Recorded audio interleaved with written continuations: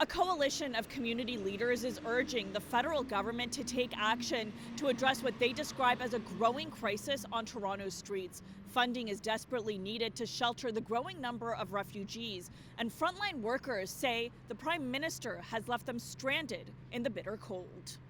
Justin Trudeau, you are the deciding factor as to whether people will die or suffer life-altering disability or have the warm, safe shelter that they need and is their human right. Thousands of African refugees have taken shelter in the basements of churches and inside a strip mall since the summer.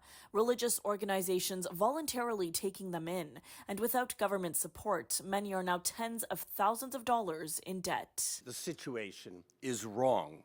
It's deeply wrong.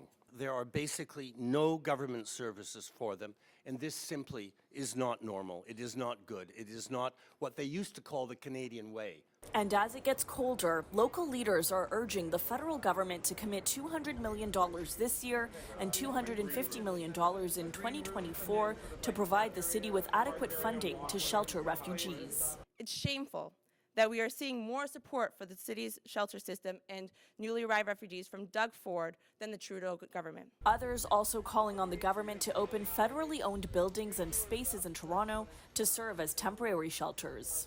These buildings stand as underutilized assets that can be transformed into safe haven.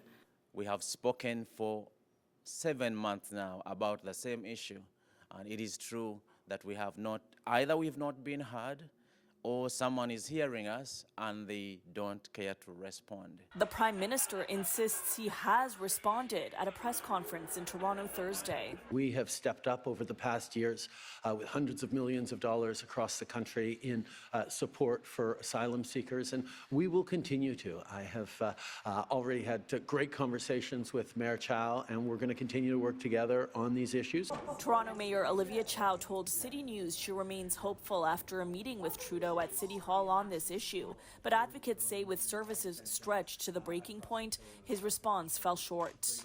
The situation on the ground is urgent. Immigrants, refugees, and refugee claimants are a federal responsibility. And the consequences of the cold weather, even at 0 degrees, can be devastating. Step up.